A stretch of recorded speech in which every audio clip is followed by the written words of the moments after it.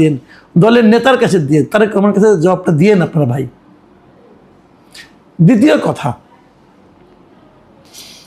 সেটা হলো, আমরা কিন্তু সরকারের যে দল এবং সরকার এই দুটোর মনোভাবটা কিন্তু জানতে পারলাম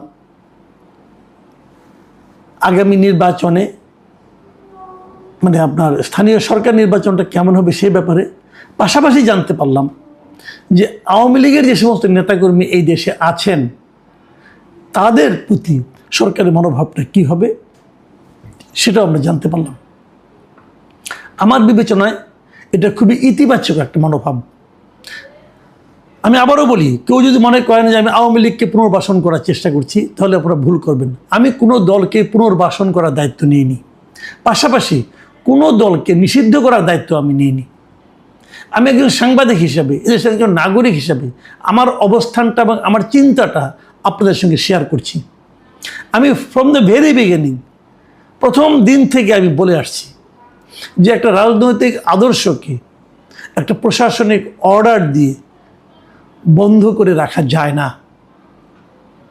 যারা চেষ্টা করেছে, অনেকেই চেষ্টা করেছে, কেউ বন্ধ করে রাখতে পারেনি, বরঞ্চ সেটা আরও শক্তিশালী হয়ে চলে এসেছে।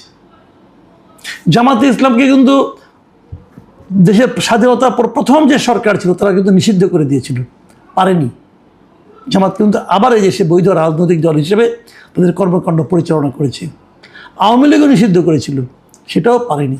জামাত আরও শক্তিশালী হয়ে আসছে। সকল রাজনৈতিক দলের ব্যাপারে এটাই প্রযোজ্য। জামাত তো একটা ছোট দল ছিল, সেটাই দেখেন কত বড় হয়ে গেছে এখন। আওয়ামী লীগ আরও অনেক বড় দল। আওয়ামী লীগের নেতা কর্মী সমর্থক সারা দেশে আছে। ওটা কিন্তু যে বন্ধ করার চেষ্টা করবে সেই কিন্তু এই দলটাকে প্রকারান্তরের উপকার করবে। এখন যেটা হচ্ছে দেখেন, যতটা সরব আওয়ামী লীগের নিষিদ্ধ করার ক্ষেত্রে এনসিপি অথবা জামাত, ততটা কিন্তু বিএনপি না। এর কারণ হলো বিএনপি জানে যদি আওয়ামী লীগ ব্যাক করে ক্ষতিটা জামাত এনসিপির যতটা না হবে তার চেয়ে বেশি বিএনপির হবে। হয়তো বিএনপিকে ক্ষমতা থেকে নামতে হবে, কিন্তু বিএনপি তো সেই জিনিস নিতে চায় না। আমি মনে করি বিএনপির এই রাজনীতিটা ঠিক আছে, আমি এই রাজনীতিটাকে প্রশংসাই করলাম। কারণ আমি জাহিদুর রহমান যখন এই কথাটা বলে, এটা আমার কাছে অনেকগুলো অর্থ নিয়ে আসে। কারণ এই জাহিদুর রহমান কিন্তু ব্যক্তিগতভাবে আওয়ামী লীগকে কোনো রাজনৈতিক দলই মনে করেন না। উনি বহুবার বলেছেন আওয়ামী লীগকে একটা মাফিয়া গোষ্ঠী। তো সেই জাহিদুর রহমান যেমন এই কথাটা বলেছেন যে ওনারা ইলেকশন করতে পারবেন, দল না কিন্তু, দলের কোনো ব্যাপার না, ওনারা ব্যক্তিগতভাবে করতে পারবেন, তখন আমি মনে করি এটা সরকারের চিন্তা এবং দৃষ্টি